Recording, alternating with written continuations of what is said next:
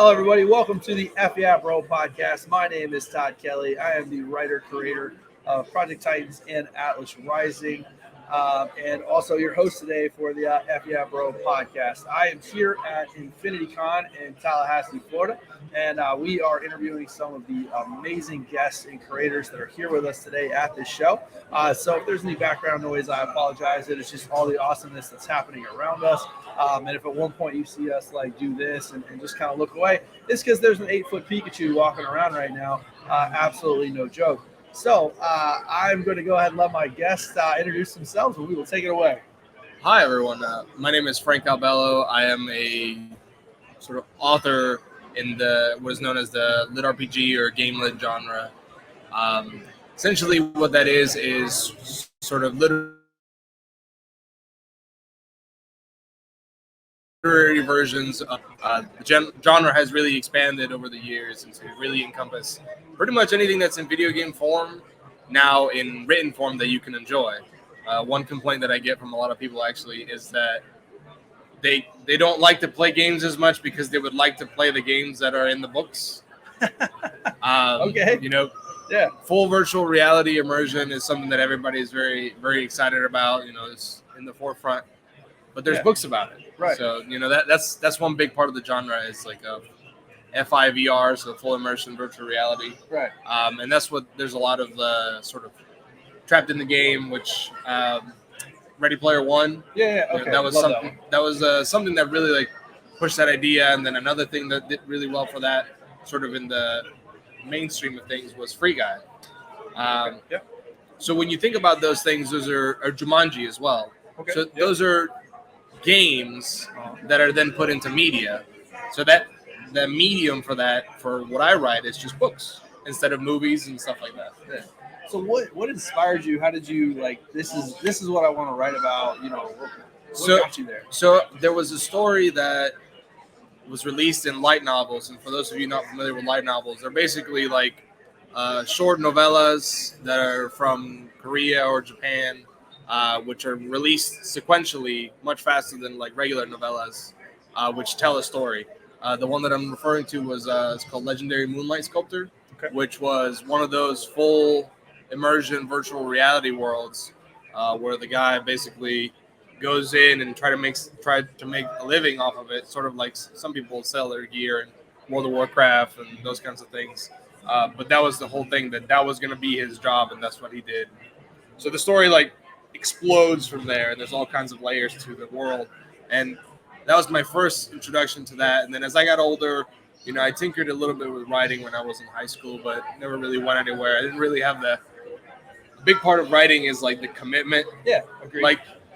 People are like, oh yeah, I'm going to sit down and just write this book. And I'm like, no, unfortunately you're not. You really have to put in a little bit at a time. True story. And that's the only way that you're going to get to the end. Otherwise, you're going to put it all on the table, and then you're going to be like, oh, I'm half of the book in, and I can't do it anymore.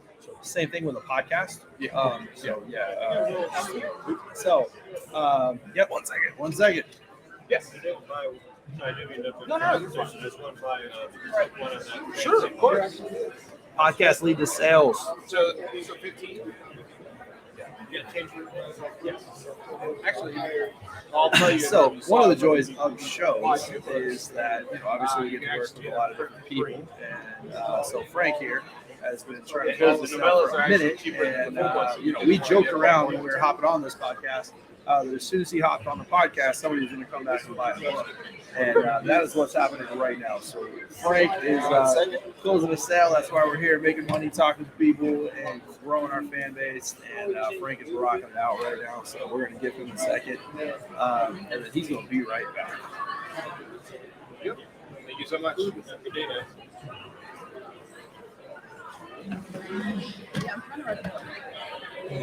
So you said that was going to happen. Yeah. So we had the joke that as soon as we sat and did this, you were going to do the podcast. Yeah. So I'm not complaining. No, not at all. That was great. I hope he has to step away 5 more times. To close sales. That would be amazing. It's not at all filler content, No, not at all. Whatever. But hey, you know what? That would just mean that the podcast closes sales. So all good with it. So where were we? Oh yeah. So just when you're writing, it takes a lot of effort that you need to do consistently, as opposed to just trying to put it all on the table. And what I found myself with was a lot of dead time. My son had just been born, so I had this stretch of time where I started reading again. And then in the process of reading, I found the lit RPG and the game lit genre. At the time, it was fresh in the United States. It's actually it really started in Russia. Actually, there's a lot of like translated novels, and then there's also the Korean and the Japanese that came over from those sort of like video game in anime or manga, etc. Yeah. So I started reading a lot of the American versions of that, and I was like, this is very interesting. So then I decided that I was going to start writing, and then in sort of a fugue state that took about 4 months, I turned around and here you go. I had this. This is my first book. Okay. It was completed, and I didn't realize how I made it happen. And what's the title of it for everybody? So this is The Hall. This is the book 1 of the Murglen saga. Okay. So this is more of the sort of lit RPG side of things, where you have very crunchy stats. What I mean by that is that you have tables with information, sort of like D&D style, that show up regularly throughout the book to update you on the progress of the characters. Sort of a diminutive thing is like a wood chopping skill. You cut a tree, and then the next time you cut a tree, say you get level 2 wood chopping, so it's easier to cut that tree the next time. Okay. So when you really get granular with it, that's sort of what they call like lit RPG, so it's the role playing element. Right. But then you also have sort of like they call it creamy, for lack of a better word, where sort of like skills are just generalized, mentioned, and then you can see some direct progression. Okay. And that's the main mechanics of the system, which is the other series that I have, which is a sort of a cultivation. This is Where the Light Gathers. Where Love that title, by the way. Thank you. That's awesome. It's great. And then the other ones, Where the Shadows Darken. All right, cool. I try to keep it up. Eventually, I'll run out of genius, and then it's just be like, Where the Air Flows. But it's Florida. Hopefully, the air is always flowing. Yeah. But no. So there's a whole lot of flavor to what you can do, especially when you're the one creating the video game system, and when you can basically do whatever you want, and that's what really pulled me into the genre. And reading in the genre is something that I really enjoy, even as I write books. And it's hard to write and read at the same time, but I feel like it's very important to keep doing that. And that's a great point, and it's a struggle. I find myself having trouble with the reading aspect of it. For one, like when I'm reading, I feel like I should be writing. Right. So it's part of the time I'm just like, I should be writing. And then I think when I get out of my story and get into somebody else's story for a minute, like it's hard sometimes to get back into my mindset. And so I don't know for you, but like one of the ways I try to stay in the mindset of a character or a book is I listen to music while I write. And what I'll do is I'll associate a certain band or a certain song with a certain character. And so to get back into that character, I will throw on that song, or yes, I'll put the same song on repeat. My wife hates it. It will drive her insane, but it helps me like stay in the mindset to write for that character and do the dialogue. Do you have a way to kind of do something similar? So I try to do a lot of my writing like not in my office. I try to do a lot of my reading not in my office, and then my writing anywhere I get the opportunity to. Right. So I've trained like where I can sit down and play music is when I read, or when there's a lot of ambient noise is when I read, and then I'll try to write when there isn't that. Okay. And then it just sort of helps me switch between one and the other. Right. When I was in college, and even now I do a lot of writing on my phone actually. Yeah, same. Because unfortunately, free time when you have children, yeah, exactly. So it's I got 15 minutes. Let me sit down and crunch out some words. And again, that goes back to what I mentioned earlier, where it's really not a slog, but it's really like a persistence thing. And sometimes everybody talks about like the inspiration, and then you suddenly have this epiphany, and then you got to write. And that happens from time to time. But if you don't keep working between those instances, then it's never gonna you're never gonna pull through on that. That's So I agree with you, and I did a panel yesterday with a couple publishers, and Martin from Cosmic Times was in the panel, and he was talking about how he was waiting. It was a 3-hour wait for the Pandora ride down in Orlando. Oh my lord! And the Avatar ride or whatever. And so it was a 3-hour wait. And he said that he literally like scripted out a book on his phone, like page by page, while he was doing the wait. Hey. And so to me, I was just laughing because I haven't done a whole book like while I was waiting, but I can't tell you how many times like something's hit or like a scene or just something, and I'm just like, okay, cool, I got to get this down, and I'll put it down, even if it's just in my notes. And one of the other pieces of advice they gave was basically never delete anything. Always keep whatever you write. If you put the time and you put it down on paper, you put it on your phone or whatever. Never delete it because you never know when you're going to be able to pull it and copy and paste it, edit it up, whatever. But you built the kind of bones and the structure of that scene. So I would just say take it and run with it. Now, what's your experience been, coming to shows and kind of selling? So this is always fun when I get to talk to other people who attend conventions. Obviously, that's what we do.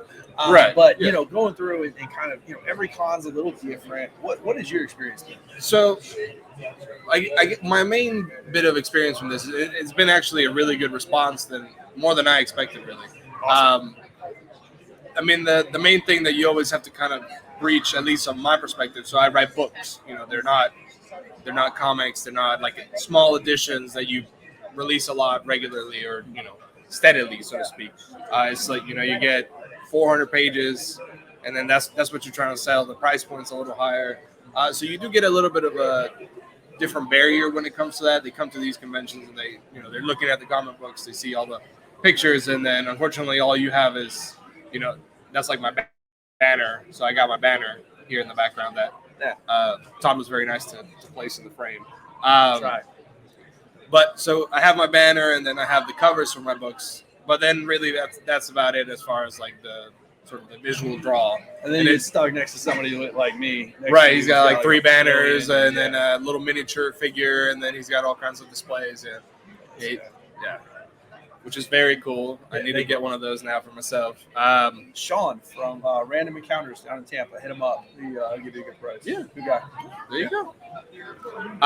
But no, so it's really about like trying to get people to visualize sort of the written media. Yeah. Because they come here and they see all the sort of the visual side of things. They want that visual side of things. Books are about the experience of the reading. So. Agreed. But other than that, I've had a really great time, and I've been to now 4 different ones. Yeah. And it's always been about the same as far as like meeting people, but the way that it's set up is very interesting to see how the sort of the organizers and the people at the tables like sort of interact. So it's really exciting. So I agree. Just quick before I add to that, have you had it yet where like, because you've done 4 shows now, so have you seen the same people at multiple shows yet? Have you had the experience where somebody's bought your books or bought one and then come back and bought like 2 or 3? So I just had that this morning. Actually. Okay. Awesome. So somebody went yesterday and they bought book 1 of the Hall. Yeah. Bought the Hall, and they said they went home and then they read through about half of it, which is impressive in and of itself. Again, it's a 400-page book. Yeah. And then they came back this morning and they said, "Hey, I came back. I really like this. I would like to buy more." So he bought the sequel to that, and then he also bought Where the Light Gathers, that other sort of novella series that I was releasing, and it's very flattering, and that sort of that small stuff that you don't really expect, because it's never like you never like plan this. It's just like it happens, and then you're like very excited, and I was like, now I gotta write some more, and then that was sort of the motivation that I got that boost. That's how you get to the next book, and then that's how you make it to the next show. Yeah. So I'm with you. So it's funny because I'm gonna go home and write some more. And like when it happens to me, I'm like, I'm gonna go home and email my artist and like, we gotta finish this quicker. I think there's pros and cons to everything you obviously bring to the cons. And I'll say for me, we were at a show. I don't even remember what show it was. We were at a show, and the guy next to us was an indie author, and he had all his books were in the horror genre. Oh, yeah. And so they were all like, scary, suspicious stuff. This dude was slinging books, man. Like, I mean, he was just putting them out. And you talked about the price point. He was like, it was like 2 for $70, and he was just like putting them out. And like, he's next to us, and I mean, his table, like you talked about, like it was slimmed down, like it was just like, how is this guy killing it so much? Yeah. And it's just, he had the right genre, he was in the right, like, I mean, like the fan base was all about it. So, something I always tell people whenever you go to shows is like, don't ever let a bad show discourage you, because you know, sometimes it's just not your audience, sometimes it's just not your day. I've gone to shows and just been in a funk throughout the entire day, and I just didn't sell the way I normally would. Or, for instance, I went to a show and hosted a podcast the entire day and probably didn't sell a whole lot. It happens. So, I'll tell anybody again, if you're interested in going to do shows, like, everyone's going to be a different experience. You're going to take what you learn from different shows and apply it to your next show. But just every show's different. Go have fun, enjoy them all. You'll have a good takeaway from everyone. Would you agree? Yeah, I would definitely agree with that. And I think that you should at least do it one time. Yeah. Maybe you'll find that it's not for you. Maybe even if you do have a great show, maybe you'll find that it's not for you.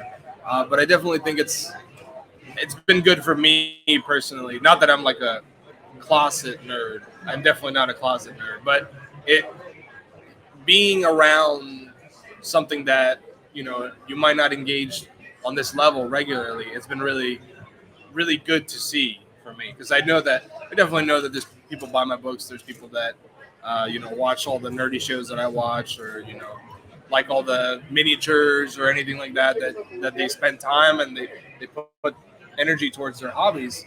That was exciting for me. That was one of the really big things for me, that I got to see other people that like the same stuff as I do. It's a great culture, and it's a great community. So I definitely encourage anybody, if you haven't been to shows, if you're working on, if you're trying to start something and you want to go do shows, there's a lot of cool resources out there. Take advantage of them, go out and have fun. So speaking of that, if there's anybody out there who is looking to kind of start their own, become an indie author, do you have any advice for them? Anything that you would share? Yeah, so I've got a handful of things. The number one thing, and especially if you look into writing in my genre, is read in your genre. And that applies not just to my genre, but if it's comics, if it's other kind of like anime or manga or anything like that, you want to know what the people that are reading, what they like.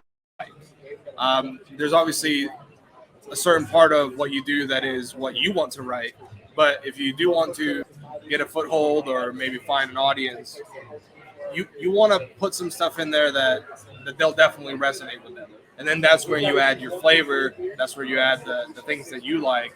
And then that's how you try to build people that like you and your product and your work. If you're trying to do this seriously. I mean, obviously, if you want to write a book, if you want to draw up a comic, if you have the skills, because I can't draw at all. But you find the means, and you put in the work and you put in the effort, and that's the next advice. You always got to put in the work. It's not going to be easy, especially if you're trying to do multiple things at once. Everybody has their own things going on in life, and trying to add something on top of that is always going to be difficult. But if you do want to try your hand at it, make the effort. Just put in the work, and it'll be a reward in and of itself. Great. Yeah. I'll throw that in there too. If you're going to go start something like that and you do have a family, make sure that you communicate everything with your family and you properly talk through what's going on, because everything is a time investment. And, at the end of the day, we've only got so much time of the day, so you want to make sure that it's worth it and that you are using it wisely. Yeah. So very cool. So if anybody wanted to go purchase your books or follow you on social media, where would they do that?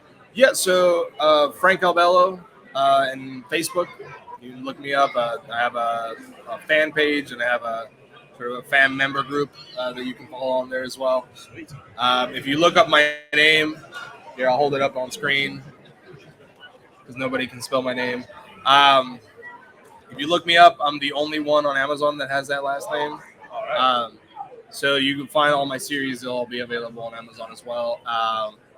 And then Discord. If you do pick up one of my books, there's links for my Discord, and then that's where I'm really active and sort of interacting with you guys, hopefully potential fans, and anybody that is interested in sort of asking questions about genre. I'm always willing to, answer the questions. Well, that is awesome. I actually just signed up for Discord the other day. Yeah. That guy who's that far behind. It was actually for It's the con. 2022. Yeah. The con made me sign up for Discord so it's in the panel. Oh, It was so funny. I signed up to do the panel and then there was nothing. I just showed up to the panel like 2 minutes before I was supposed to do it. And I was like, all right, let's go do this. Like, I don't know what's going on. So, all right, very cool. Well, I will let you get back to your table, which is so course. far away. It's literally right there. And, go close more sales. That's it, right there. So, thank you for joining the FBI Bro podcast here at Affinity Con, Tallahassee, Florida. I hope you guys all have a great day. Thank you. Thank you.